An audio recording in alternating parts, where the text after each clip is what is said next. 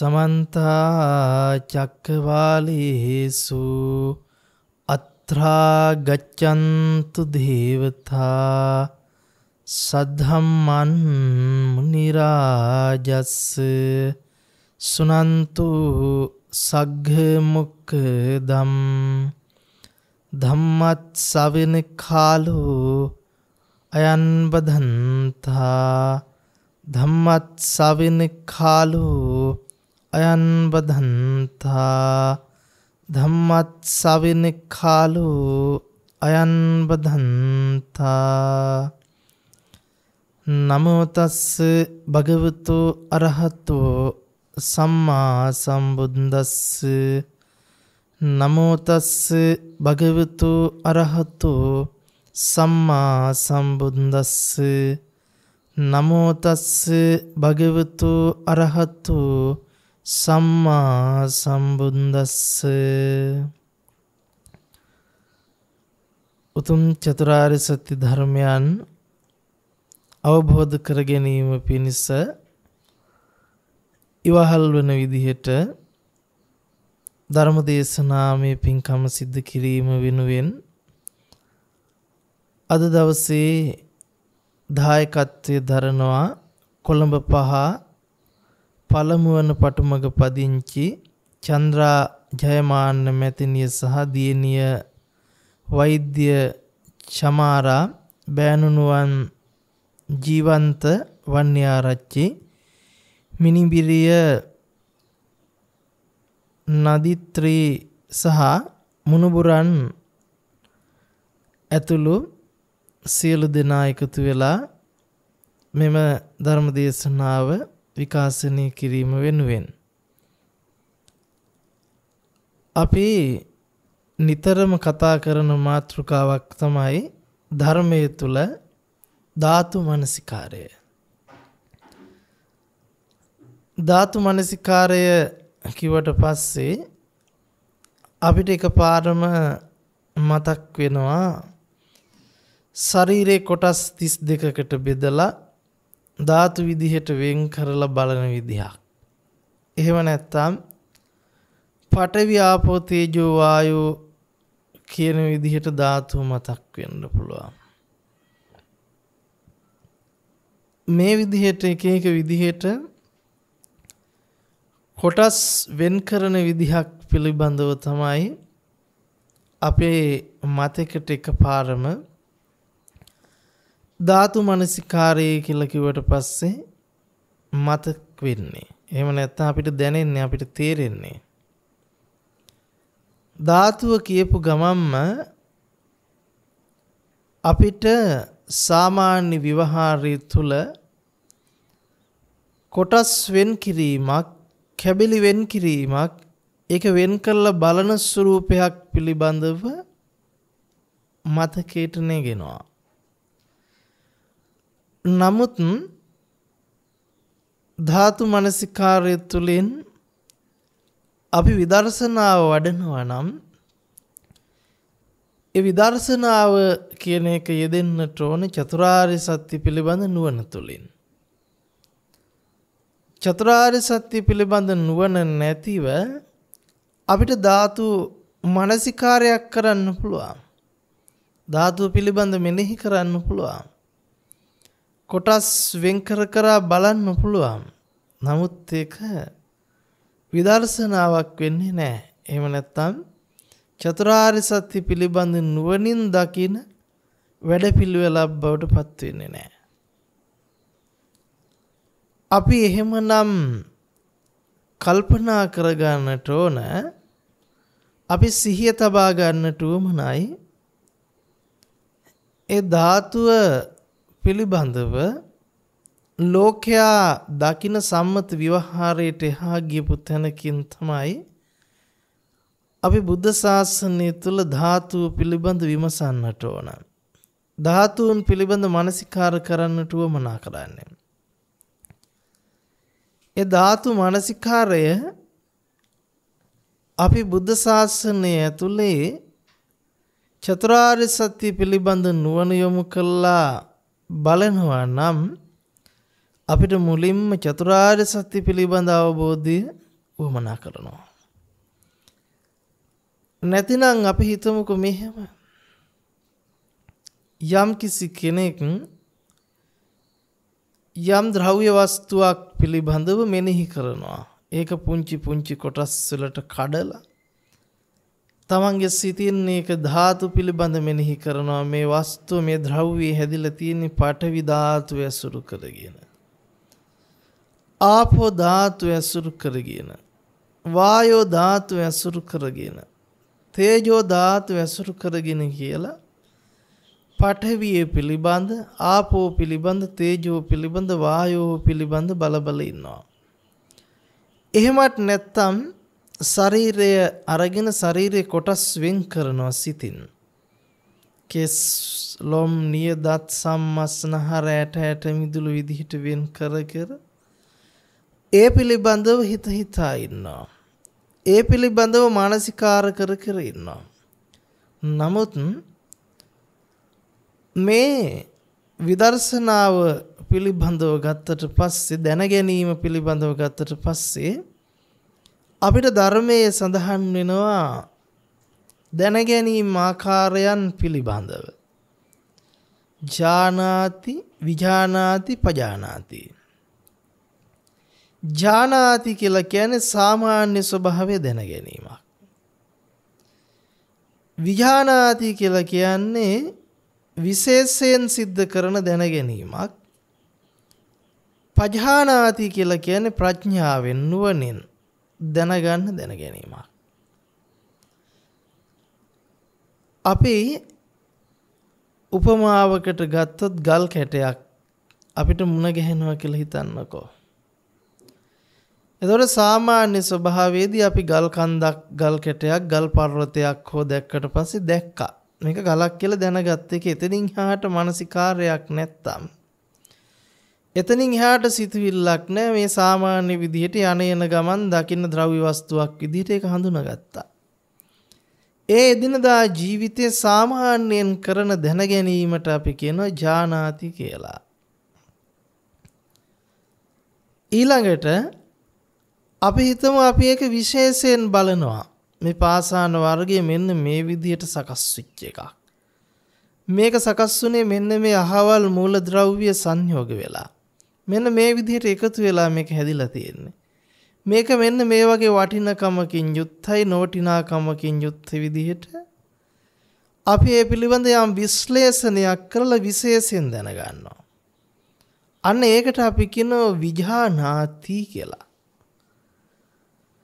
මේ දැනගැනීම් දෙකම, ජානාති විජානාති කියන මට්ටම් දෙකම ලෝකයේ දැනගැනීමක්. එහෙම නැත්නම් විඥාණයෙන් සිද්ධ කරන විඥාන ගෝචර දැනගැනීමක්. නමුත් පජානාති කියලා කියන්නේ ප්‍රඥාවෙන් දැනගන්න එක. ඒක සාමාන්‍ය ලෝකයා දැනගන්න ස්වභාවය නෙවෙයි. විදර්ශනා නුවණින් යුක්තව ඒ පිළිබඳව දැන ගැනීමටයි අපි කියන්නේ පජානාති කියලා. එහෙමනම් අපි ධාතු මනසිකාර්ය තුළින් විදර්ශනාවට එන්න නම් ජානාති විජානාති කියන මට්ටමින් බලලා හරියන්නේ නැහැ. පජානාති කියන මට්ටමටපත් වෙන්නට ඕන.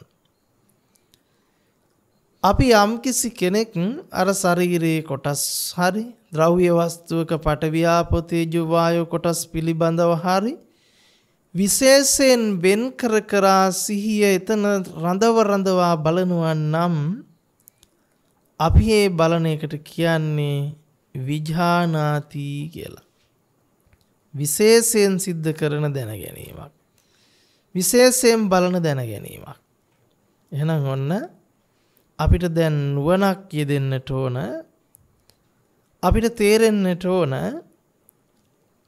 ලෞතර බුදුරජාණන් වහන්සේ නමක් මේ ලෝක ධාතුවට පහළ වෙලා ඒ භාග්‍යවතුන් වහන්සේ චතුරාර්ය සත්‍ය පිළිබඳ ධර්මයේ දේශනා කරලා ඒ ධර්මයේ තුලින් ලෝකේ යථාර්ථය දකින්නට ලෝක සත්‍යයන්ට මඟ පෑදුවා.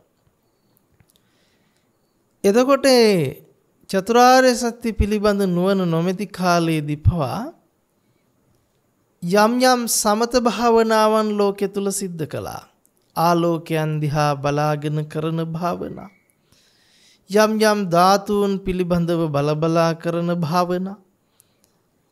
එහෙමනම් ඒ සියල්ල අයිති වෙන්නේ මේ ඥානාති විඥානාති කියන විඥානයේ ගෝචර මට්ටමකට.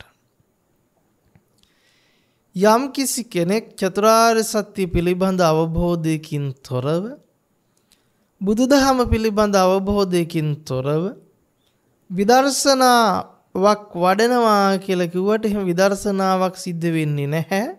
එතන යම් සමතයක් වැඩෙනවා.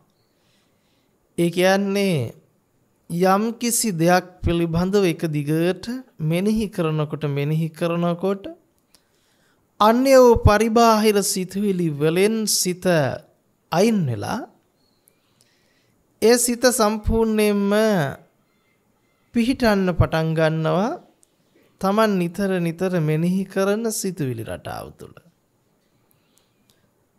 එතකොට සමතයක් වැඩෙනවා මිසක විදර්ශනාවක් සිද්ධ වෙන්නේ නැහැ. යම් කිසි කෙනෙක් තමන්ගේ ශරීරයේ අරගෙන ශරීරයේ කොටස් පිළිබඳ එකිනෙකට මෙනෙහි කරා කියලා. ඒ ශරීරයේ කොටස් පිළිකුල් ස්වභාවයෙන් දැක්කයි කියලා. ඒක ධාතු වලට වෙන් කර බැලුවයි කියලා විදර්ශනා නුවණක් වැඩෙන්නේ නැහැ. යම් කිසි සමත සමාධියක් ඒක නා තුල සකස් වෙන්නට පුළුවන්කම තිබෙනවා. එහෙමනම් ඒ සමතයට ගරහනවා නොවේ. නමුත් බුදුරජාණන් වහන්සේ පෙන්වා වදාරන්නට යෙදුණු ධාතු මනසිකාරය අපි හිතනවට වඩා ගොඩක් වෙනස්. අපි හිතන මට්ටමින් එහාට ගිහිල්ලයි බුදුරජාණන් වහන්සේ අපිට මේ ධාතු මනසිකාරය විදර්ශනාවෙන් දකින විදිය පෙන්වුවේ. ඒ ධාතු මනසිකාරයේ විදර්ශනාවෙන් දකින්නට පෙර විදර්ශනාව පිළිබඳව අපි අවබෝධ කරගන්නට වෙනවා. ධාතු මනසිකාරයක් විදර්ශනාවෙන් බලන්නට මත්තෙන් අපි ධාතු මනසිකාරයේ විදර්ශනා කරන්නටත් විදර්ශනාව පිළිබඳ නුවණ තියෙන්න ඕන. මේ විදර්ශනාව කියලා කියන්නේ සරලවම ගත්තොත් දර්ශනය. මොකද්ද දර්ශනය කියලා කියන්නේ? චතුරාර්ය සත්‍ය පිළිබඳ දර්ශනය. අපි චතුරාර්ය සත්‍ය පිළිබඳව දැනගන්නටත් ඕන ජානාති මට්ටමකින් හෝ විජානාති මට්ටමකින් නෙවෙයි පජානාති වෙලා. ජානාති විජානාති කියන මට්ටමින් ලෝකයා දුක ගැන දකින විදිහක් තියෙනවා. ලෝකයාට දුක හම්බ වෙන විදිහක් තියෙනවා. නමුත් ඒ සියල්ල අවිද්‍යාව තුළ සිද්ධ කරගන්න අර්ථකථන.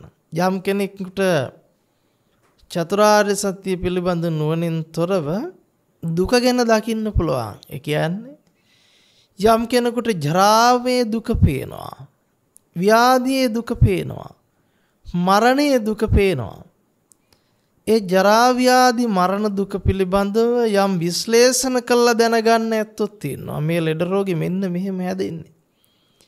මේ ජරා ජීර්ණ භාවයට හේතුව මෙන්න මේකයි කියලා ලෝකෙ පැත්තෙන් යම් කිසි කෙනෙක් හේතු විචාරා දුක ගැන කතා කරන්නට පුළුවන්කම තියෙනවා. ඒ සියල්ල ඥානාති විඥානාති කියන මට්ටමින් ලෝකයා දුක ගැන හඳුනගන්න විදිහ.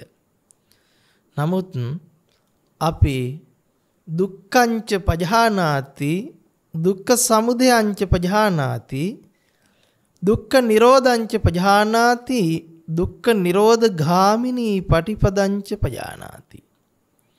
මෙන්න මේ කියපු විදිහට දුක පිළිබඳ පිරිසිදු දකින්නට උවමනයි. ප්‍රඥාවෙන් දකින්නට උවමනයි.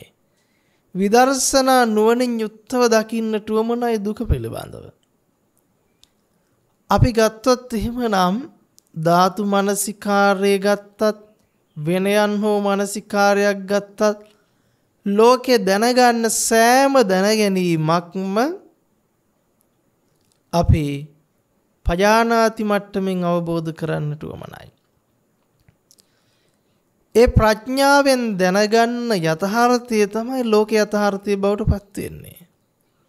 ඒ යථාර්ථය හැර වෙන යථාර්ථයක් ලෝකේ තියෙන්නට පුළුවන් කමක් නැහැ. එතකොට මේ යථාර්ථය හැර වෙන යථාර්ථයක් තියෙන්නට පුළුවන් කමක් නැහැ කියනකොට අපිට හිතෙන්න පුළුවන් මේ යථාර්ථය කියන්නේ චතුරාර්ය සත්‍ය පිළිබඳ නුවණ කියන්නේ යම්කිසි දෘෂ්ටි මතවාදයක්ද? නෑ. ලෝකේ ඕනතරම් දෘෂ්ටි මතවාද තියෙන්නට පුළුවන්කම තිබෙනවා. මේ චතුරාර්ය සත්‍ය පිළිබඳ දර්ශනයේ තියෙන වැදගත්කම වටිනකම තමයි ලෝකේ තියෙන කිසිම දෘෂ්ටියකින් ලෝකේ තියෙන කිසිම තර්කයකින් ලෝකේ තියෙන කිසිම මතවාදයකින් ඒ දර්ශනය එසේ නොවේ මෙසේය කියලා ප්‍රකාශයට පත් කළ හැකි කිසිවෙක් නැහැ. කිසිම දෘෂ්ටියකින් තර්කණය කරලා ඛණ්ඩනය කරන්නට පුළුවන් කමක් නැහැ චතුරාර්ය සත්‍ය පිළිබඳ දර්ශනය. ඒ නිසා අපි ඒකට කියනවා අතක්කාවචර ධර්මයක්. තර්කයට බඳුන් කරන්නට බෑ.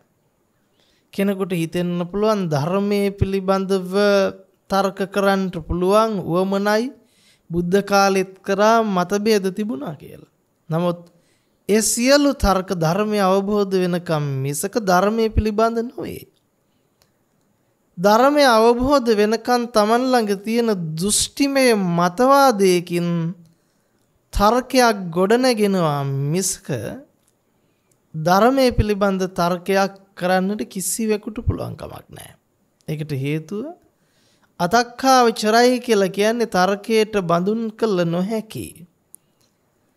ඒකට හේතුව තර්ක කරන්න පුළුවන්කම තියෙන දෘෂ්ටියකින්.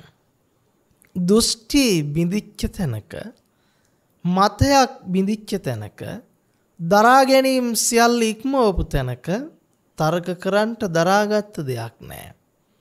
තර්ක කරන්න මතවාදයක් නැහැ. එහෙමනම් මේ බුදුදහමේ තියෙන විශේෂත්වය තමයි සියලු මතවාදයන්ගෙන් තොරව සියලු දෘෂ්ටිගතයන්ගෙන් තොරව දකින්නට පුළුවන් අවබෝධයක්. එතකොට කෙනෙකුට හිතෙන්න පුළුවන් ඒ අවබෝධය කියලා කියන්නේ Taman දැනගත්ත විඥානගෝචර දැනුමක් වෙන්න බැරිද? විඥානගෝචර දෘෂ්ටියක් වෙන්න බැරිද? හරි. Taman ඉන්න දෘෂ්ටියේ ඉඳලා බැලුවම අපිට එහෙම හිතෙන්න පුළුවන්. මොකද අපි දෘෂ්ටිගතයක් තුල ඉන්නකම් දෘෂ්ටියක බැහැගෙන ඉන්නකම් ප්‍රඥාව කියන්නේ මොකක්ද කියලා අවබෝධයක් නැහැ. අනවබෝධයෙන් ඉන්න තාක්කල් ප්‍රඥාව දෘෂ්ටියක් කියලා හිතෙන්න පුළුවන්. චතුරාර්ය සත්‍ය පිළිබඳ නුවණක් දෘෂ්ටියක් කියලා හිතෙන්න පුළුවන්. ඒක තවත් මතවාදයක් කියලා අපිට දැනෙන්න පුළුවන්. ඒක සාධාරණයි. නමුත් අපි බලමු මේ භාග්‍යතුන් වහන්සේ චතුරාර්ය සත්‍ය විදිහට පෙන්වා වදාළේ මොකද්ද? දුක්ඛංච පජානාති කිව්වේ මොකකටද? දුක්ඛ සමුදයංච පජානාති දුක්ඛ නිරෝධංච පජානාති දුක්ඛ නිරෝධ ගාමිනී පටිපදා ච පජානාති විදිහට භාග්‍යවතුන් වහන්සේ මේ චතුරාර්ය සත්‍ය පිළිබඳව ප්‍රඥාවෙන් දකිනවා කිව්වේ මොකටද කියලා බලන්න වෙනවා.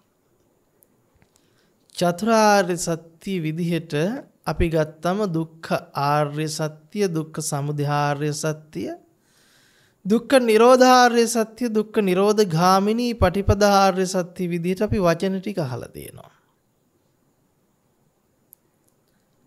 එතකොට මේ දුක්ඛ ආර්ය සත්‍ය විදිහට අපිට පෙන්වන්නේ තව විදිහකට ගත්තොත් පංච උපාදානස්කන්ධය තමයි දුක්ඛ ආර්ය සත්‍ය විදිහට පෙන්වන්නේ. පංච උපාදානස්කන්ධය හට ගැනීම තමයි දුක්ඛ සමුදය ආර්ය සත්‍ය විදිහට පෙන්වන්නේ. පංච උපාදානස්කන්ධයේ නිරෝධය තමයි දුක්ඛ නිරෝධාර්ය සත්‍ය විදිහට පෙන්වන්නේ. පංච උපාදානස්කන්ධයේ නිරෝධ ගාමිනී පටිපදාව තමයි අපිට දුක්ඛ නිරෝධ ගාමිනී පටිපදාව විදිහට පෙන්වන්නේ. මෙතනදී අපි සෑම දේශනාවකම පාහේ මතක් කරන කාරණාවක් තියෙනවා. ඒ කාරණාව අපි නැවත මතක් කරගන්නට උවමනයි. සමුදය සහ නිරෝධය පිළිබඳව. සමුදය නිරෝධය කිව්වම අපිට විවහාරික භාෂා රටාව තුල අපි පුරුදු වෙලා ඉන්නවා සමුදය ඇතිවීම විදිහටත් නිරෝධය නැතිවීම විදිහටත් අර්ථකථනය කරගන්න. ඇතිවීම නැතිවීම. නමුත් මේ ඇතිවීම නැතිවීම සහ ඇතිවීමයි ඇති නොවීමයි අතර වෙනසක් තියෙනවා. ඇතිවීම නැතිවීම කියලා ගත්තට පස්සේ අපිට කියන්නට වෙන්නේ ඇතිවිච්ච දෙයක නැතිවීම පිළිබඳව. හැබැයි ඇතිවීමත් ඇති නොවීමත් කියලා ගත්තට පස්සේ අපිට කියන්නට වෙන්නේ ඇතිවීම නම් ඇතිවිච්ච පැත්තක්මයි. ඇති නොවීම නම් හටගත්ත දෙයක නැතිවීම නෙවෙයි හටගෙනම නැති බව. එහෙනම් මේ නිරෝධය කියන පැත්තේදී දුකේ හට ගැනීමක් කතා කරන්නම බෑ. දුක්ඛ නිරෝධගාමිනී පටිපදාව කියලා කියන්නේ තියෙන දුකක් නැති කරනවා කියන එක නෙවෙයි. දුක හටගන්නට තිබුණු හේතුව දුරු කරනවා කියන එක. දුක්ඛ නිරෝධය කියලා කියන්නේ දුක සකස් වෙච්ච නැති තැන. දුකේ සකස් නොවීම කියන එක. නමුත් අපි අද වෙනකොට මේක වැරදි අර්ථකථනයකට බඳුන් කරගෙන බුදුදහමේ පෙන්වන සමුදය නිරෝධය කියන ධර්ම කාරණාව පටලවගෙන ඇතිවීමත් නැතිවීමත් විදිහට මේක අර්ථකථනය කරගෙන දුකේ ඇතිවීම දුකේ නැතිවීම කියන විදිහට විවහාර කරනවා. එහෙම නැත්තම් පංච උපාදානස්කන්ධයේ ඇතිවීම නැතිවීම විදිහට විවහාර කරනවා. නමුත් පංච උපාදානස්කන්ධයේ ඇතිවීම අපි කතා කරන්නේ අවිද්‍යාව මූලික කරගෙන. පංච උපාදානස්කන්ධයේ නැතිවීම කියලා ගත්තොත් අපිට කියන්නට වෙන්නේ අවිද්‍යාව නිසා ඇති බවට වරදවා වටහාගත් දෘෂ්ටිය තුල මුල් බැහැගෙනම ඇතිවිච්ච දේ ඇත්ත කරගෙන දුක යථාර්ථයක් කරගෙන ඒ ඇතිවිච්ච දුක නැති කරන්නට විදිහක් හොයනවා. එහෙම නැත්නම් ඇතිවිච්ච පංච උපාදානස්කන්ධය නැති වෙන විදිහ බලනවා හෝ නැති කරන විදිහක් හොයනවා. හැබැයි මේ සියල්ලම අවිද්‍යාව ඇතුලේ අපි සිද්ධ කරගන්න විග්‍රහයන්. නමුත් නිරෝධය කියන වචනේ අර්ථකථනය කරගන්නකොට නිරෝධය කියන්නේ සකස් නොවීම උදා නොවීම. එහෙම නැත්නම් හට නොගැනීම නොහට ගැනීම ඇති නොවීම. එහෙනම් ඇතිවීම නැතිවීම කියන අර්ථයෙන් ගත්තොත් නැතිවීම කියලා අපි අර්ථකථනය කරගන්නේ ඇතිවිච්ච දෙයක නැතිවීම. ඇති නොවීම කියනකොටම ඇතිවිච්ච දෙයක් එතන අහලකටවත් එන්න පුළුවන් කමක් නැහැ. හට ගැනීම නොහට ගැනීම කියලා කිව්වට පස්සේ නොහට ගත්ත තැන අපිට හට ගැනීමක් ගැන කතා කරන්නටම බෑ. එහෙමනම් මේ නිරෝධය කියන පැත්තේ අපිට සකස් වීමක් හෝ සකස් වෙච්ච දෙයක නැතිවීමක් කියලා කියන්නට පුළුවන් කමක් නැහැ. එනිසා මේ නැතිවීම කියන අර්ථකථනය යොදා ගැනීම උචිත නැති බව අපිට වැටහෙනවා. එහෙනම් අපි තේරුම් ගන්නට උවමනයි. අවිද්‍යාවේම හට ගැනීමෙන් දුකේ හට ගැනීම සිද්ධ වෙන බවත් අවිද්‍යාවේම නොහට ගැනීමෙන් දුකේ හට නොගැනීම සිද්ධ වෙන බවත්. දැන් අපිට වෙලා තියෙන්නේ අපේ අවිද්‍යා පත්‍ය සංඛාරා විදියට පටිච්ච සමුප්පාදය කතා කරනවා වගේම පටිච්චසමුප්පාදයේ සමුදය ඒ විදිහට කතා කරනවා. නිරෝධය කතා කරනකොට අපි කතා කරන්නේ අවිද්‍යා යත්තේව අශේෂ විරාග නිරෝධෝ. එතකොට අවිද්‍යා යත්තේව අශේෂ විරාග නිරෝධා. අපි එතනදී නිරෝධය ගැන කතා කරනවා. අවිද්‍යාව නිරෝධ වීමෙන් සංඛාර නිරෝධ වේ. අපි මේකට පුරුදු වෙලා තියෙන්නේ අවිද්‍යාව නැතිවීමෙන් සංඛාර නැති වේ.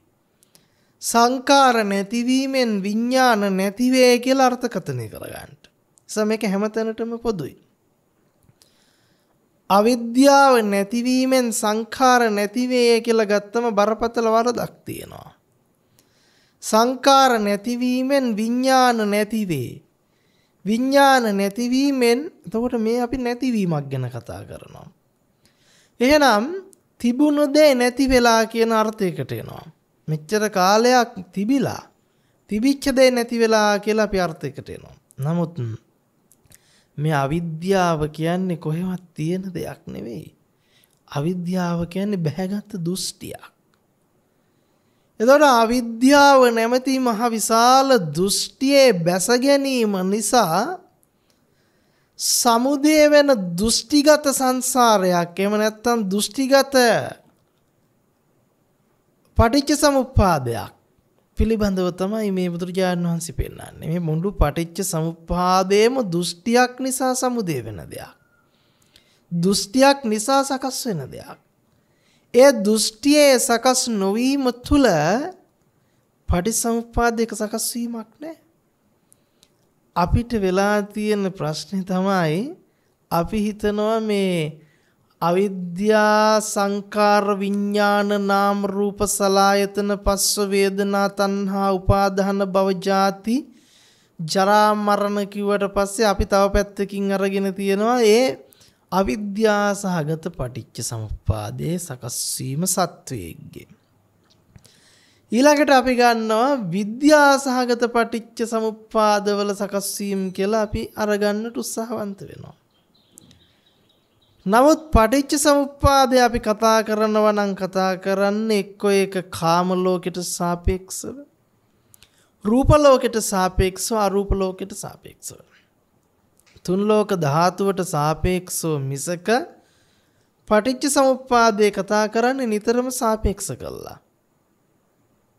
එතකොට අවිද්‍යාව නැතුව සංඛාරයෙන් පටන් ගන්න පටිච්ච සමුප්පාදයක් කියලා අපි හිතන් ඉන්නවා.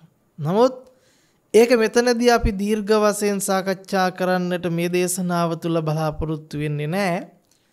නමුත් අපි මනාකොට නුවණ මෙහෙව ගන්නට උවමනා කරගන්න ඕන. අවිද්‍යාව හෝ සංකාර හෝ විඥාන හෝ නාම රූප හෝ සලආයතන හෝ පස්ස වේදනාව හෝ මේ කතා කරන පටිච්ච සමුප්පාදයේ අංග කිසිම එකක් අපිට තියෙන තැනක් පනවන්න බෑ. තියෙන දේවල් විදිහට අර්ථකථනය කරගන්න බෑ. මේ සියල්ලටම අපිට කියන්න වෙන්නේ සමුදය ධර්ම. සමුදයට හේතුව මොකක්ද කියලා අහුවොත් කියන්න වෙන්නේ අවිද්‍යාව.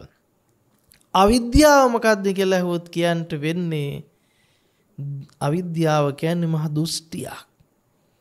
එහෙනම් දුෂ්ටියක් කියන්නේ දරාගත් මහා මතවාද ගොඩනක්. ඒ දරාගත් මතවාදයට සාපේක්ෂව මිසක ඒ දෘෂ්ටියට සාපේක්ෂව මිසක පටිච්ච සමුප්පාදේ සමුදය ගැන කතා කරන්නේ. එහෙම නැතුව තිබුණු කෙනෙක්ගේ පටිච්ච සමුප්පාදයක් තිබුණු දේක පටිච්ච සමුප්පාදයක් නෙවෙයි. අපි මේක වරදවා ගන්නට ප්‍රධානතම හේතුව තමයි ඇහැ කන නාසය දිව ශරීරය පිළිබඳව අපිට නොමැති අවබෝධය. අපි හිතන්නේ ඇහැ තියෙනවා, කන තියෙනවා, නාසය තියෙනවා, දිව තියෙනවා, ශරීරය තියෙනවා. ඒ පංචේන්ද්‍රයන් දරාගත් සත්පුජ්‍යල ආත්මයක් ලෝකේ ඉන්නවා. ඒ ඉන්න සත්වයා පුජ්‍යලයා ආත්මය තමයි මේ සාංශාරික ගමනක් තිස්සේ එහාට මෙහාට යන්නේ. ඒ සත්වයා තුල සිද්ධ වෙන ක්‍රියාවලියක් තමයි මේ පටිච්ච සමුප්පාදය කියන්නේ. ඒ නිසා ඒ සත්වයා තුල සිද්ධ වෙන පටිච්ච සමුප්පාද ක්‍රියාවලිය අවිද්‍යාවෙන් සිද්ධ වෙනවා. ඒ අවිද්‍යාව නැති කරාට පස්සේ ඒ සත්වයා තුල අවිද්‍යාවෙන් සිද්ධ වෙන පටිච්ච සමුප්පාදේ නැති වෙලා ඒ සත්වයා ලෝකෙ දිහා දැක්කට ඇලෙන්නේ නැතුව, ගැටෙන්නේ නැතුව, මුලා වෙන්නේ නැතුව සුවසේ නිවන් දකින්නට නිවන් පුරයකට යනවා කියන මහ භයානක දෘෂ්ටියක් අපි දරාගෙන තියෙනවා. ඒ දෘෂ්ටිය භයානකයි කියලා හිතෙන්නේ නැති තරමට මේක ඇත්ත වෙලා. ඒක දෘෂ්ටියක් නොවන පරම යථාර්ථයේ විදිහට ඔබ දරන් ඉන්නවා. නමුත් දෘෂ්ටි ප්‍රහීන විච්ච චතුරාර්ය සත්‍ය පිළිබඳ අවබෝධයකින් තොරව දරන් ඉන්න සියල්ල දෘෂ්ටි බව ඔබට අමතකයි. මොකද්ද මං කිව්වේ? දෘෂ්ටි ප්‍රහීන විච්ච චතුරාර්ය සත්‍ය පිළිබඳ අවබෝධයකින් තොරව දරන් ඉන්න සියල්ල දෘෂ්ටිගතයි. ඒ සියල්ල දෘෂ්ටියකට අහු වෙනවා, අවිද්‍යාවට කොටු වෙලා දරාගත දරා ගැනීම. එහෙනම් ඔබ හිතන්ට එපා ඔබ ජීවිතේ ඇත්ත කියලා දරාගෙන ඉන්න කාරණා ඇත්ත කියලා. ඔබ ජීවිතේ ඇත්ත කියලා දරාගෙන ඉන්න ටික ඇත්ත නම් අපිට අවබෝධ කරගන්න ඇත්තක් වමනා කරන්නේ නැහැ. එහෙමනම් අපි බලමු ඔබ ජීවිතේ මේ දරන් ඉන්න ටික ඇත්තද බොරුද කියලා. කෙනෙකුට හිතෙන්න පුළුවන් ඔය මහා ලොකු පටිච්ච සමුප්පාදය කියන වචන අරගෙන, චතුරාර්ය සත්‍ය කියන වචන අරගෙන, රූප වේදනා සංඥා සංකාර විඥාන පංච උපාදානස්කන්ධ කියන වචන අරගෙන මේක කියනවට වඩා මේක සරලව විග්‍රහයක් කරගන්න බැරිද කියලා. හරි. මේ වචන පද සියල්ල අපිට මතක තියෙන්නට උවමනා නැහැ ධර්ම අවබෝධයට. ඔබ සරලවම මෙහෙම හිතන්නකෝ. ඔබ ලෝකේ සියලු දේ පිළිබඳව ඔබට දැනෙන දැනීමක් තියෙනවා. ඔබට ඇහැ තියෙනවා, කන තියෙනවා, නාසය තියෙනවා, දිව තියෙනවා, ශරීරය තියෙනවා. මේ ඇහැ කන නාසය දිව ශරීරයෙන් සකස් වෙච්ච මම ඉන්නවා, අම්මා තාත්තා ඉන්නවා, දුව පුතා ඉන්නවා, නෑදෑයෝ ඉන්නවා, හිත මිත්‍රාදීන් ඉන්නවා. ඒ ලෝකේ අපි කනවා, බොනවා, විනෝද වෙනවා, යනවා, ඉන්නවා. මේ සියල්ල පිළිබඳව ඔබ දැනගත් විදිහක් ඇති. බැලුවොත් මේ සියල්ල පිළිබඳව සරලවම කිව්වොත් දැනෙන්නේ ඔබේ සිතට. සිතට දැනෙන්නේ. වෙන දැනගන්න තැනක් නැහැ. නමුත් ඒ දැනෙන සිතවත් තියෙන තැනක් අපිට පෙන්වන්නට බෑ.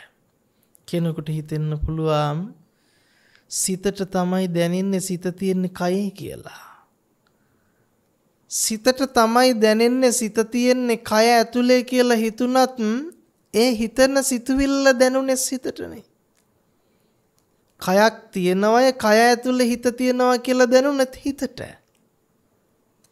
එහෙම දැනගත්ත හිත අපිට තියෙන තැන කියන්න පුළුවන් කමක් නැහැ. කය තියෙනවා, කය ඇතුලේ හිත තියෙනවා කියලා දැනගත්ත හිතක් තියෙනවානේ. ඒක දැනගත්තේ සිතින්නේ. එහෙනම් සරලවම කිව්වොත් ඔබ නිකන් හිතන්න සිත කියන පොදු කුලකයේ ඇතුලේ තමයි අපි ඉරහඳ පිළිබඳ, තාරකා පිළිබඳ, ගස්කොල්ලන් පිළිබඳ, අම්මා තාත්තා පිළිබඳ, දුව පුතා පිළිබඳ, යාන වාහන පිළිබඳ, යන එන බුදියන කන බොන ඉරියව් පවත්තන සියලු දේ පිළිබඳ සියලු දැන ගැනීම Taman දැනගත්තේ අර සිත කියන පොදු කුලකෙන් සිතින් දැනගත්තේ. ඔබ පටිච්ච සමුප්පාදේ පිළිබඳව මේ සියල්ල පිළිබඳව දරාගන්නේ මේ සිත මූලික කරගෙන. එහෙනම් කෙනෙකුට හිතෙන්න පුළුවන් නෑ සිත මූලික කරගෙනම කියන්න බෑ කය තියෙනවා. නමුත් ඔබ හොඳට කල්පනා කරන්න සිත නැමැති ඔබේ ලෝකයේ ඇතුලේ තමයි ඔබට ඔබව හම්බ වෙන්නේ. තවත් සිත තියෙනවා කියලා ඔබ දරාගත්ත මිනිස්සු සත්‍යෝ හම්බ වෙන්නේ. ඒ හිත ඇතුලේම තමයි ඔබට ආවර්ජනය වෙන්නේ සිතුවිලි විදිහට අපිට කන්න පුළුවන්, බොන්න පුළුවන්, ඉරියව් පවත්වන්න පුළුවන්, නාන්න පුළුවන්, මේ රස වින්දනයන් කරන්න පුළුවන්. තව විදිහකට කිව්වොත් සරලවම ඇහැට රූප පේනවා, කනට සද්ද ඇහෙනවා, නාසයට ගන්ධ දැනෙනවා, දිවට රස දැනෙනවා, කයට පහස දැනෙනවා, මනසට සිතුවිලි දැනෙනවා. ඒවා දැනෙන්නේ කොහොමද? ඒවා පෙනෙන්නේ කොහොමද? ඒවා වින්දනය කරන්නේ කොහොමද කියන මේ සියලු දේ ඔබට මෙනෙහි කරන්නේ සිතෙන්. සරලවම කිව්වොත්. එහෙනම් ඔන්න ඔබට දැන් නුවණක් ලැබෙන්නට උවමනයි ඔබ මේ සියලු දැනගැනීම් කළේ සිත මූලික කරගෙන. සිත ඇසුරු කරගෙන. දැන් එතකොට හිතෙන්න පුළුවන් එහෙනම් බුදුරජාණන් වහන්සේ ඇහැ ගැන පෙන්වුවේ ඇයි? කන ගැන පෙන්වුවේ ඇයි? නාසය ගැන පෙන්වුවේ ඇයි? දිව ගැන පෙන්වුවේ ඇයි? කය ගැන පෙන්වුවේ ඇයි? මනස කියලා මේ ඉන්ද්‍රියන් ගැන පෙන්වුවේ ඇයි?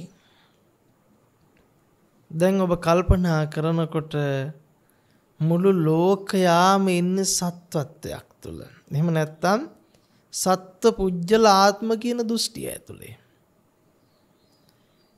සත්ව පුජ්‍යල ආත්ම කියන දෘෂ්ටිය කෙනෙකුට මුල් බැහැගන්නේ ඇහැ කන නාසය දිව ශරීරයේ තියෙනවා කියන මතවාදයේ මත පිහිටලා. කෙනෙක් ඉන්නවා කියන දේ අපිට පිහිටන්නේ පේන, ඇහෙන, දැනෙන, දැනගන්න ටික මත පදනම් වෙලා. නමුත් මේ පේන, ඇහෙන, දැනෙන, දැනගන්න ටික පවා ඔබ දැනගෙන තියෙන්නේ සිතෙන්. වෙන තර්කයක් කාටවත් කරන්න බෑ. සිතෙන් නෙවෙයි මේක දැනගත්තේ, කටෙන් කියන්න බෑ. සිතෙන් නෙවෙයි මේක දැනගත්තේ, ඇහෙන් කියන්න බෑ. ඇහැ පිළිබඳ දැනගත්තේ සිතින්. කෙනෙකුට කියන්න පුළුවන් රූපය පිළිබඳ දැනගන්න හිතින් විතරක් බෑ, ඇහැ තියෙන්න ඕනේ කියලා. එතකොට ඒ හිතින් විතරක් බෑ, ඇහැ තියෙන්න ඕනේ කියලා දැනගත්තේ මොකෙන්ද? ඒ දැනගත්තේ හිතින්ම තමයි. එහෙනම් ඔබේ ගොඩනගන සියලු තර්ක, ඒ ඔබ ගොඩනගන සියලු මතවාද මේ සියල්ල ඔබේ හිත මූලික කරලා ඔබ ගොඩනගන්නේ.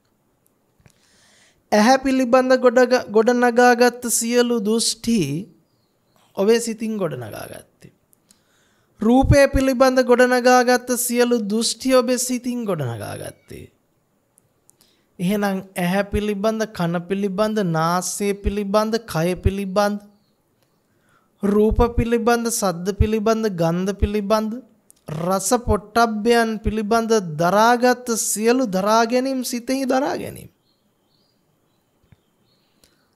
ඒ නිසා සිත තියෙන තැනක් පනවන්නට බැරි නම් සිතින් දැනගත් ඇහැ රූප ගැන කියනුම කිම.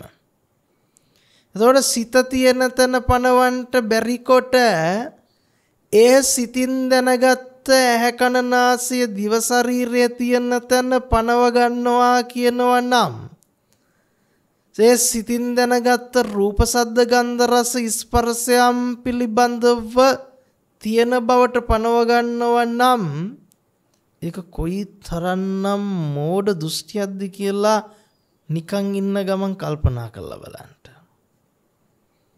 එතකොට තේරෙයි සිත තියෙන තැන පෙන්නන්නට බැරි, සිතුවිලි පහළ වෙන්නකොටම සිත තියෙන බව දැනෙන, ඒ සිතුවිලි පහළ නොවනකොට සිත තියෙන බව හඳුනගන්නට බැරි සිත විලි පහළ වෙනකොටම සිතට මම ඉන්න බවට රූප දකින්න බවට ආවර්ජනය වෙනවා නම් ඒ සිතුවිලි පහළ නොවීමෙන් මම ඉන්න බවට රූප දකින්න බවට සද්ධාහන බවට ගන්ධ විඳින බවට පොට්ටබ්බ විඳින බවට දැනෙන්නේ නැත්තම් තේරෙන්නේ නැත්තම් එතකොට සිතේ පහළ වීමෙන්ම සිත ඇති බවට ගත්තා වූ දෘෂ්ටියෙන්ම ඇහැ කන නාසය දිව ශරීරය ඇති බවට ගත්ත දෘෂ්ටිය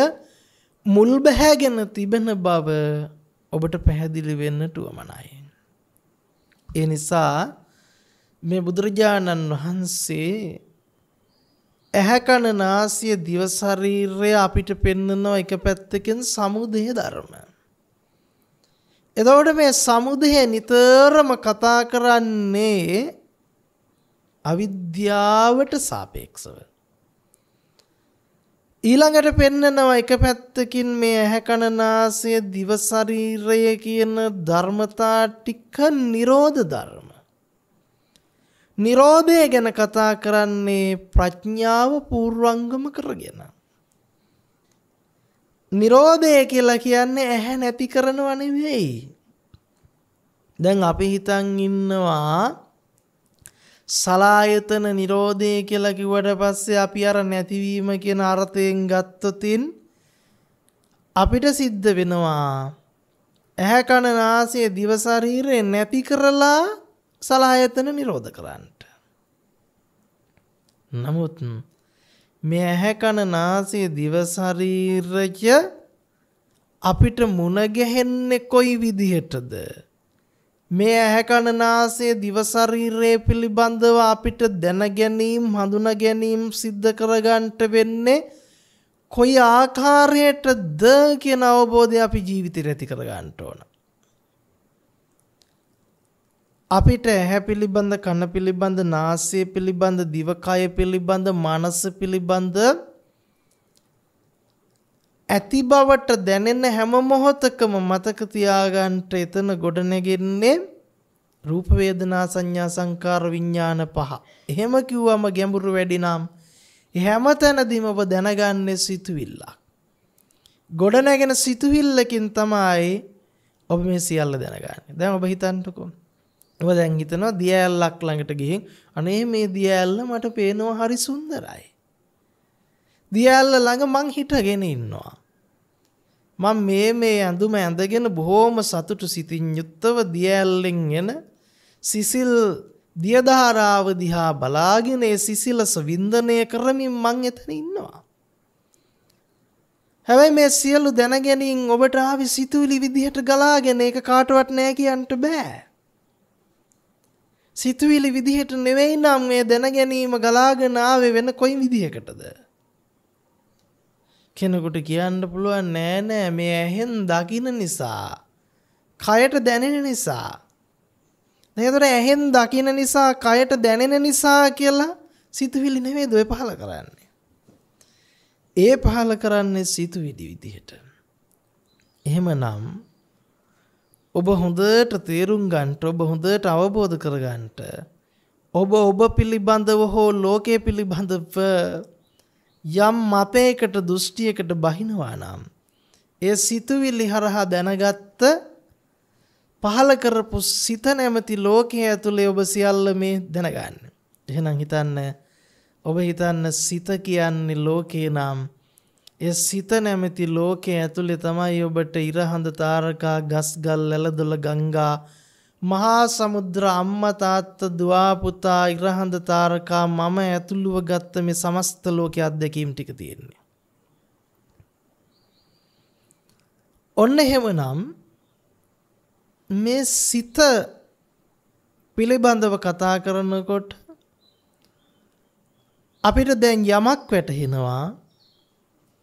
සිත මූලික කරගෙන තමයි අපි ඇහැ කන නාසය දිව ශරීරය පිළිබඳ දැනගත්තෙත්, රූප ශබ්ද ගන්ධ රස ස්පර්ශයන් පිළිබඳව දැන ගැනීම හඳුනා ගැනීම කළේත්. යම් කිසි කෙනෙකුට මේ සියල්ල ඇති බවට මුණ ගැහෙන එකට කියනවා අපි සමුදේ පැත්ත කියලා. සමුදේ පැත්ත කියලා. එහෙනම් සමුදේ කියන්නේ මොන වගේ එකක්ද කියලා බලමු. සමුදේ පැත්තේ ඉන්න කෙනෙකුට හිතෙන විදිහ මෙන්න මේකයි. මම පුංචි කාලේ අම්මගේ මව් කුසෙන් මේ ලෝකෙට එළිය දැක්කා. එහෙම මං අම්මගේ මව් කුසෙන් මේ ලෝකෙට එළිය දැකලා ඒ අම්මගේ කිරි බීලා හැදිලා වැඩිලා උස්මහත් වෙලා මේ ලෝකේ යම් විදිහකට මම ජීවත් වෙලා යම් දවසක ලෝකේ හැම්ම තියෙන්නේ නැද්දි මේ ලෝකෙන් මම මැරිලා යනවා. ලෝකේ හැම්ම තියෙන්නේ නැද්දි මේ ලෝකෙන් බොහෝ දෙනෙක් ඉවත් වෙලා යනවා. එහෙනම් තියෙන ලෝකෙක මං ඉපදිලා කාලා බීලා හැදිලා වැඩිලා ලෝකෙ හැම්ම තියෙන්නේ නැද්දි මම මැරිලා යනවා කියලා හිතෙන්නේ. ඔය හිතන සිතුවිල්ල සමුදය. එහෙම නැත්නම් ඔය සිතෙන සිතුවිල්ල ඔය තියෙන දෘෂ්ටි මත පිහිටලා අපි දුවනවා නම් ඒ දුවන එකට කියනවා අවිද්‍යාවෙන් දුවන ගමන.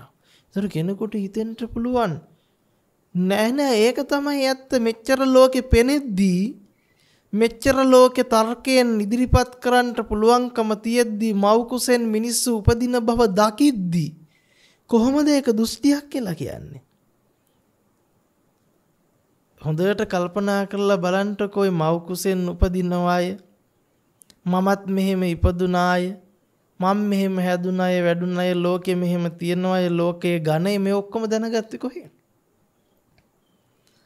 මේ සියල්ල ඔබ සිතුවිලි විදිහට සිතින් ආවර්ජනය කරමින් දැනගත්ත දැනගැනීම. ඒ දැනගත්ත දැනගැනීම ටික තමයි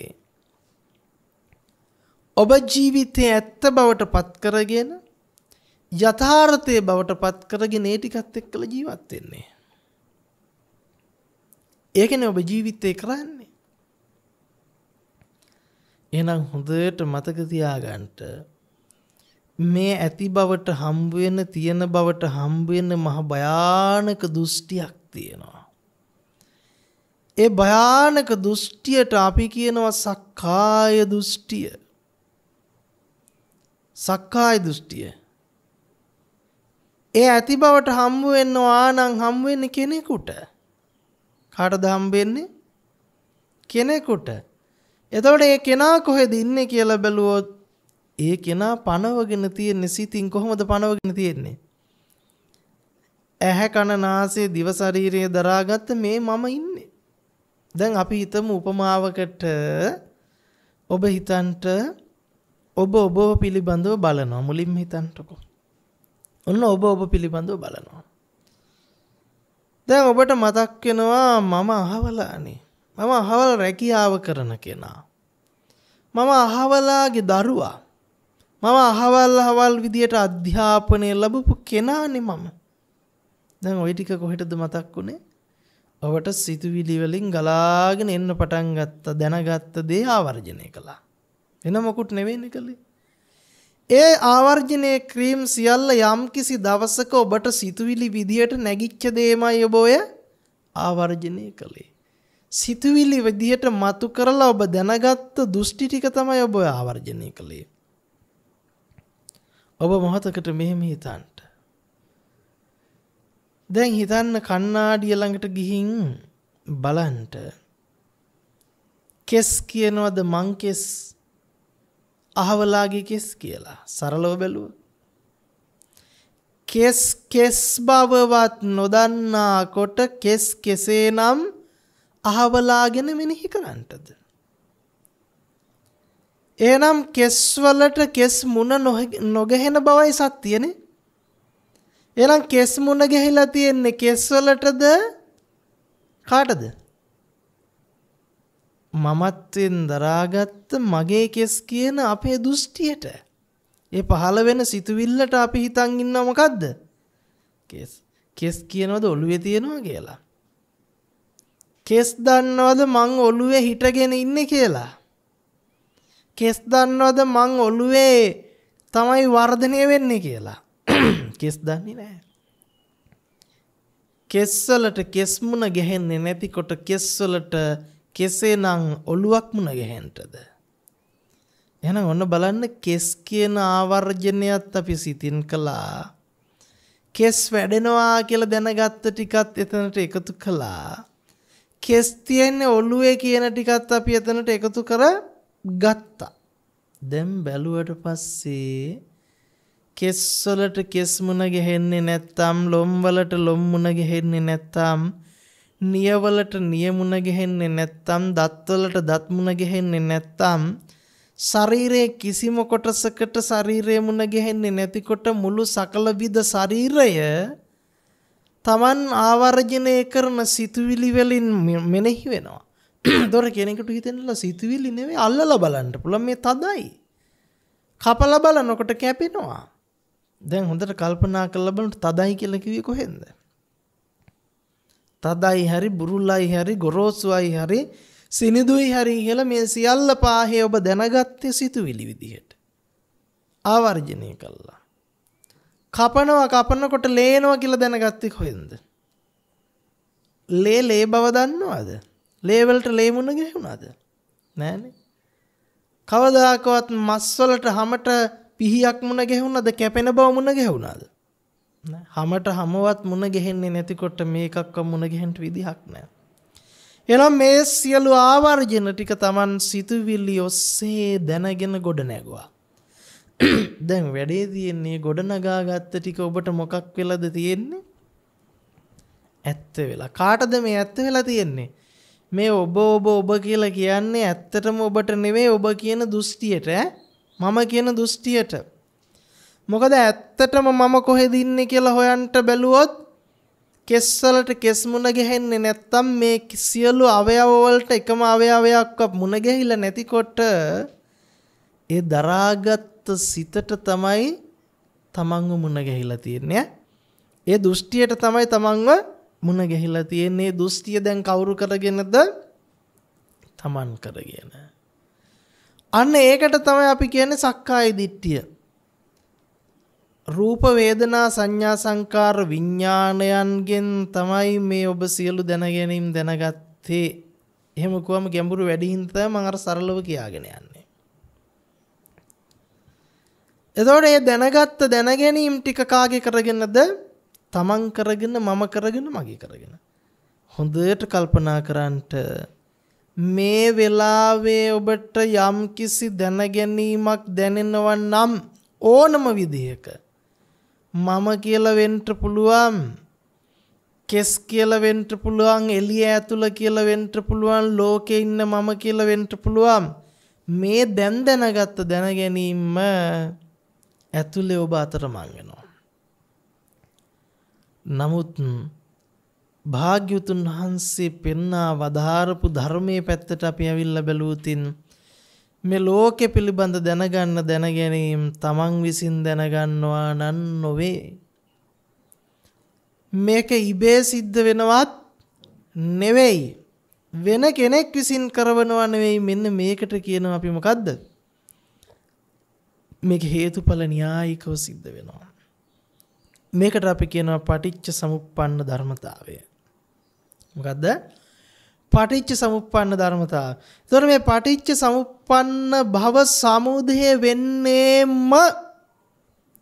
මොකටද? සමුදය වෙන්නේම අවිද්‍යාවට. සමුදය වෙන්නේම අවිද්‍යාසහගත දෘෂ්ටියට. එතකොට කෙනෙකුට හිතෙන්න පුළුවන් දීයනේ එහෙමනම් මේ සමුදය විච්ච දේ අපිට කවදාකවත් නැති කරන්න බෑනේ. පේනවමනේ. බුදුහාමුදුරුවන්ටත් පෙනුණානේ. පේන එක නැති කරන්න වෙන එහෙමනම් නිවන් දකින්න නේද? ඇහෙන එක නැති කරන්න වෙනවා, දැනෙන එක නැති කරන්න වෙනවා, දැනගන්න ටික නැති කරන්න වෙනවා. නැත්තම් නිවන් දැකලා ඉවරයි. ඇයි? සමුදේමනේ තියෙන්නේ. එහෙනම් මේ සමුදය පිළිබඳ ඇත්ත අපි අවබෝධ කරගන්න ඕන. සමුදය පිළිබඳ ඇත්ත අපි අවබෝධ කරගන්න ඕන. හරි. මොකද්ද මේ සමුදය පිළිබඳ ඇත්ත කියලා කියන්නේ? දැන් මෙහෙම හිතමු. අපි ගමු කෙස් ගහම. දැන් කෙස් ගහ දිහා බලලා වයසක උන්ද කෙනෙක් සිහිපත් කරනවා අනේ මගේ කෙස් නාකි වෙලා. මගේ කෙස් හොඳටම දුර්වර්ණ වෙලා. මගේ කෙස් දැන් ඉදිලා ගිහිල්ලා. ගොඩාක් කෙස් හැලිලා දැන් නාකීම. එහෙම මෙනෙහි කරනවා. නමුත් කල්පනා කරලා බලන්ට කෙස් ගහ කිව්වද මන් නාකි වෙලා කියලා. කෙස් ගහ කිව්වද මන් දුර්වර්ණ වෙලා කියලා. කෙස් ගහ කිව්වද මන් සුදු වෙලා කියලා. කෙස් ගහ කිව්වද මට අහවල් දේ වෙලා කියලා. නෑ නේද? අඩුම තරමේ කෙස් ගහ කිව්වද මං කෙස් ගහ කියලා. කෙස් ගහ කිව්වද මං පුංචි කාලේ ඉඳලා මෙයාගේ ඔළුවේ හිටියා කියලා. එහෙනම් කෙස් ගහට කෙස් මුණ ගැහිලා නෑ. එහෙනම් කෙස් ගහට කෙස් මුණ ගැහිලාම නැති බව අපිට තේරෙන්න ඕන. කෙස් ගහට කෙස් කියලා සංඥාවක්වත් නැති බව අපි තේරුම් ගන්න ඕන.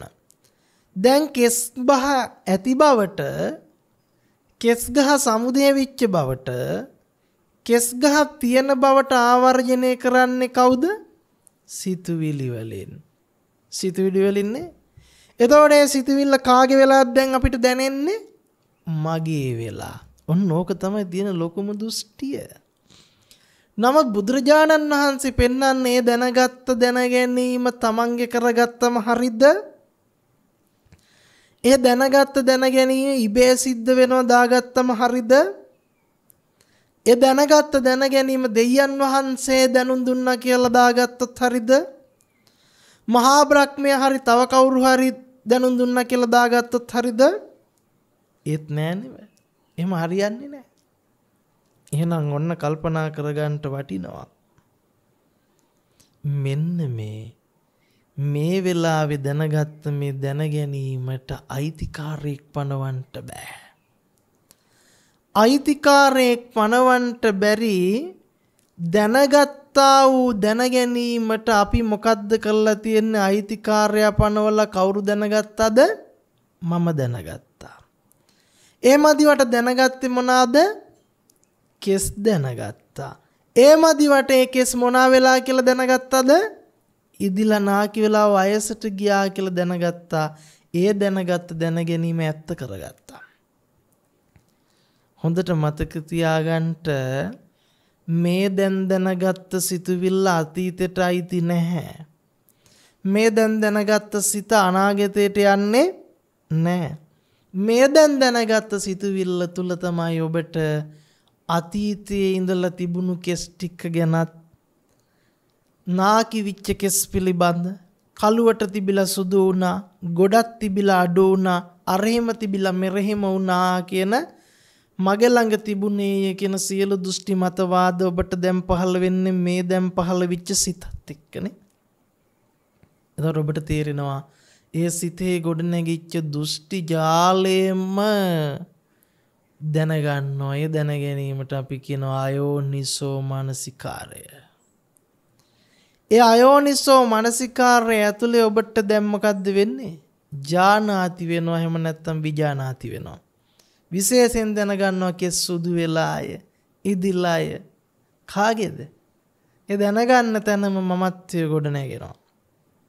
නමුත් ඔබ කල්පනා කරලා බලන්න කෙස් ගහට කෙස් ගහ මුණ ගැහිලාද එහෙම නැත්නම් මේ දැනගත්ත දැනගැනීම තුල ගොඩ නැගෙන මම දැනගත්තාය කියන දෘෂ්ටියට කෙස් ඇත්ත වෙලාද? කෙස් මුණ ගැහිලාද? එහෙනම් කෙස් සමුදය ධර්මයක් උනේ දෘෂ්ටියකටද නැද්ද? දෘෂ්ටි ජාලයකට.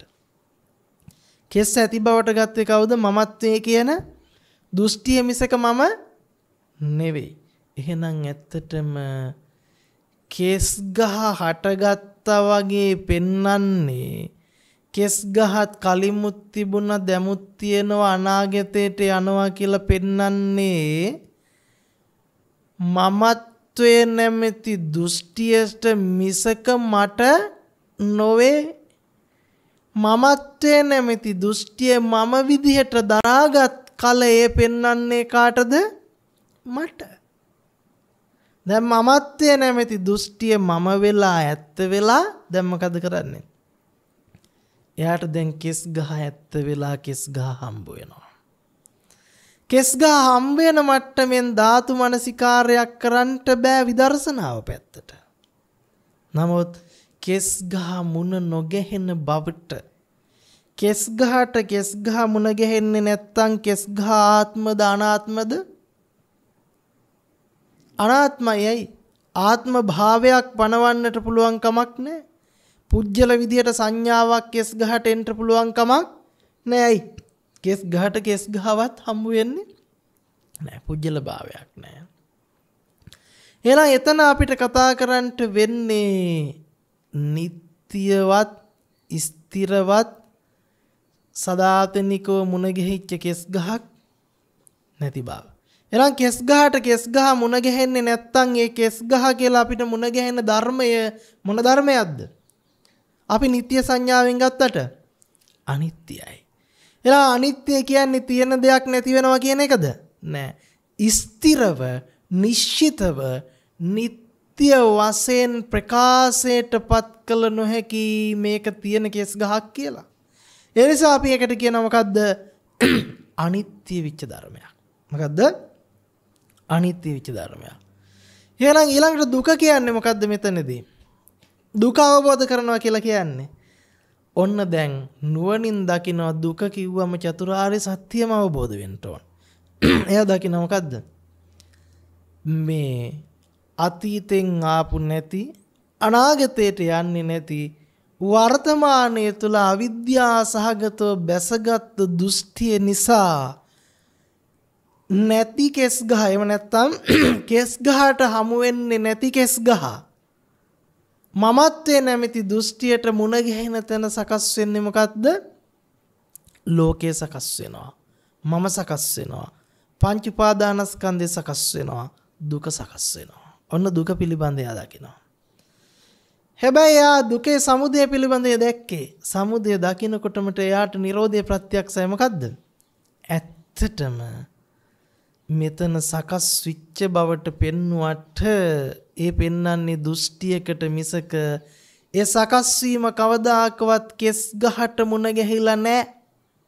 කෙස් ගහට කෙස් මුණ ගැහිලා නැතිකොට කෙස් ගහට ජරා ජීර්ණ භාවය මුණ ගැහිලා නැහැ. කෙස් ගහට නාකි බව මුණ ගැහිලා නැහැ. එහෙනම් මේ ජරා මරණය කියන එක ඇත්තටම නිරෝධයිද නැද්ද? නිරෝධ ධර්මයක්. කෙස් ගහ කියන්නේ සමුදය ධර්මයක් වෙන්නේ අවිද්‍යාවට. ප්‍රඥාවට බලනකොට කෙස් ගහ මොකද්ද? නිරෝධ ධර්මයක්. නිරෝධය කියලා කියන්නේ සකස් නොවිච්ච ධර්මයක්. එතකොට කෙනෙකුට හිතෙන්න පුළුවන් හත් දෙයියනේ මේ මහ ලොකුවට ඉහේ කෙස් ගහ තියෙද්දි සකස් වෙන්නේ නැහැ කියන්නේ කොහොමද? මේක එකපාර තේරුම් යන්නේ නැහැ කෙනෙකුට. හරියට මිරිඟුවේ වතුර දිහා බලලා හූල්ලන මුවගුවෙක් වගේ. මිරිඟුවේ වතුර දිහා බලලා කෙනෙක් තර්ක කරනවා, මුවා තර්ක කරනවා වතුර තියෙනවාමයි. මිරිඟුව පිළිබඳ අවබෝධයටපත් නොවුණු සෑම සියලු දෙනාටම මිරිඟුවේ වතුර තියෙනවා පමණක් නොවේ, මිරිඟුව අහවල් තැන තියෙන බවටද මුණ ගැහෙනවා. අන්න ඒ වගේ මේ අවබෝධයටපත් නොවිච්ච කෙනෙකුට කෙස් ගහ තියෙනවා විතරක් නෙමෙයි, තියෙන කෙස් ගහ අහවල් තැන තියෙනවා, කලින් අර එහෙම තිබුණා දැන් මෙහෙම වෙලා කියන දෘෂ්ටි මතවාද පවා බැහැ ගන්නට පුළුවන්. අන්න ඒකට කියනවා අපි නිත්‍ය සංඥාව. ඒකට අපි කියනවා සුභ සංඥාව. යාට දුක්ඛාරි සත්‍ය වැටහිලා නැහැ. එයාට එතන තියෙනවා ආත්ම සංඥාව. මිරිඟුවේ වතුර දැකලා සතුටටපත් වෙන මුවගොවෙක් වාගේ. නමුත් මිරිඟුවේ වතුර කවම කලකවත් මුණ ගැහෙන්නේ නැහැ වගේ. වතුර නැති මිරිඟුවක් හෝ කිසිම තැනක නැතුවා වගේ මෙන්න මේ නොහට ගත්තා වූ ධර්මය හටගත් බවට ගන්නා වූ භයානක දෘෂ්ටිය සක්කාය දිට්ඨිය බව අපි හඳුන ගන්න ඕන. ඔන්න එහෙමනම් දැන් ඔබට ධාතු මනසිකාර්ය පිළිබඳ පජානාති වෙන්න පුළුවන්. තියෙන කෙස් ගහ පිළිබඳ නෙවෙයි අපි බලන්න ඕන, තියෙන බවට කෙස් ගහ හම්බ වෙන්නේ මෙන්න මේ භයානක දෘෂ්ටිය මත ඉඳලා බව දකින්න කල එයාට නියම ධාතු මනසිකාරය මුණ ගැහෙනවා. අන්න එදාට එයාට කෙස් ගහ බෙද බෙදා කෙස් ගහේ නාකිවීම බලබලා කෙස් ගහේ ජරාවීම බලබලා විජානාති කියන විඥාණය දැන ගැනීමෙන් එහාට ගියපු කෙස් ගහේ යථාර්ථය දකින්න පජානාති කියන විදර්ශනා නුවණ පිහිටනවා. එදාට යාට කෙස් ගහ නිරෝධ වෙනවා. එදාට යාට පුජ්‍යල භාවයෙන් නිරෝධ වෙනවා. නිරෝධ වෙනවා කියලා කියන්නේ තිබුණු පුජ්‍යල භාවයෙන් නැති වෙනව නෙමෙයි. ඔබ හරියට නිරෝධයට නැතිවීම කියලා දාගත්තොත් මිරිඟුවේ වතුර නැති වුණා වාගේ කියන අදහසකට එනවා. යම් කෙනෙක් කියනවා නම් මිරිඟුවේ තිබුණු වතුර ඊයේ තිබුණා දැන් නැහැ කියලා. කොච්චර බොරුවක්ද බලන්නකො. වතුර තියෙන බවට පෙන්නුවට වතුර නැති බවයි ඔහු අවබෝධ කරගන්නේ නිරෝධය තුල. පුජ්‍යලයක් ඉන්න බවට පෙන්නුවට පුජ්‍යලයක් නැති පුජ්‍යල භාවයක් බව භාවයක්. භාවයක් කියන්නේ දරාගත්ත දෙයක්. දෘෂ්ටියක්. එහෙනම් භාවයකින් දරාගත් දෘෂ්ටියක් මිසක ඇත්තක් නොවන බව අවබෝධ කරගන්නවා. අන්න එදාට යාට නියම විදර්ශනාව ධාතු මනසිකාරය පිළිබඳ ලැබෙනවා. ඉතින් අපි අද දවසේ සාකච්ඡා කරගන්නට යෙදුනේ චතුරාර්ය සත්‍ය පිළිබඳ නුවණ පහළ කරගෙන ධාතු මනසිකාරයක් සිදු කරන ආකාරය පිළිබඳව යම් අවබෝධාත්මක සාකච්ඡාවක් සිදු කරගන්නට යෙදුණා. මේ උතුම් ධර්ම දේශනාව ප්‍රඥානාලිකාව තුළින් විකාශය කිරීම සඳහා කොළඹ 5 පළමුවන පටුමග පදිංචි චන්ද්‍රා ජයමාන මැතිනිය සහ දියණිය වෛද්‍ය චමාරා බෑණනුවන් ජීවන්ත වන්‍ය ආරච්චි මිනිබිරිය නදිත්‍රී සහ මුණුබුරුවන් නිර්වාන් සහ නිවේන් විසින් සදැහැති දායකත්වය ලබාගෙන කටයුතු සිද්ධ කරන්නට යෙදුණා. විශේෂයෙන්ම 2019 ජනවාරි මාස 12 වෙනි දිනට පරලෝව සපත්වන්නට යෙදුණු ස්වාමි පුරුෂයා පියාණන් වහන්සේ වන නීතිඥ බී ජයමාන්න මැතිතුමාගේ තෙවර්ෂ පූර්ණ පින්කම නිමිති කරගෙන මෙම ධර්ම දානමේ පින්කම සිද්ධ කරනවා. මේ ධර්ම දානමේ පින්කමෙන් ජනිත වන්නට යෙදුනා වූ පුණ්‍ය කුසල වාසනාවන් මිය පරලොව යන්නට යෙදුනා වූ නීතිඥ බී ජයමාන්න මැතිතුමාට අනුමෝදන් කරමි. අනුමෝදන් වෙත්වා භවගාමී සසර වහවහා ඉක්මනින් කරවල කොට උතුම් නිවනින් සැනසීම පිණිස හේතු වෙත්වා වාසනාව වෙත්වා. දායකත්වයේ දරූ අයගේ දෙපාර්ශ්වයේ දෙමාපියන් සහෝදර සහෝදරියන් ඇතුළු දෙපාර්ශ්වයේ නමින් පරලොව සැපත් ඥාතිහිත මිත්‍රාදීන්ටද මේ උතුම් ධර්මයන් අවබෝධ කිරීම පිණිස මේ පුණ්‍ය ශ්‍රේෂ්ඨය අනුමෝදන් කරමි. අනුමෝදන් වෙත්වා භවගමන සැපවත් වෙත්වා වහවහා නිර්වාණ අවබෝධය පිණිසම හේතු වෙත්වා කියන ආශිර්වාදය සිද්ධ කරනවා. ඒ වගේම පවුලෙහි දෙපාර්ශ්වයේම සුජීවත්ව සිටින සහෝදර සහෝදරියන් දූ දරුවන් ඇතුළු සියලු දෙනාට වාගේම සියලු ලෝකවාසී ලක්වාසී ජනතාවටත් නිදුක් නිරෝගී සුවපත් භාවයේ චිරජීවනයේ සැලසේවා. ධර්ම අවබෝධයේ පිණිස මේ කුසල් උපනිශ්‍රේ වෙත්වා හේතුපකාරක ධර්මයක් බවටම පත් වෙත්වා. ඒ වගේම අපවත් වී වදාළ සියලුම මහා සංඝරත්නයටද මේ පින්පෙත් අනුමෝදන් කරමි. අනුමෝදන් වෙත්වා වහවහා මුතුන් ධර්මයන් පරිපූර්ණ කරගෙන නිවනෙන් සැනසීම පිණිස හේතු වෙත්වා උපකාර වෙත්වා ප්‍රඥා පෞරක් පාරමිතාවක් බවටම පත් වෙත්වා කියලා ආශිර්වාදයන් සිදු කරනවා. සුඛී හෝතු අභිවාදන සීලිස්ස නිච්ඡං වද්ධාපචායිනෝ චත්තාරෝ ධම්මා වඩ්ඩಂತಿ ආයුවන්නෝ සුඛම් බලම් ආයුරාෝග්‍ය සම්පatti සග්ග සම්පatti මේ වෙච අතෝ නිබ්බාන සම්පatti ඉමිනාති සමිජ්ජතු. දේශක්ඛයෝ නිබ්බානං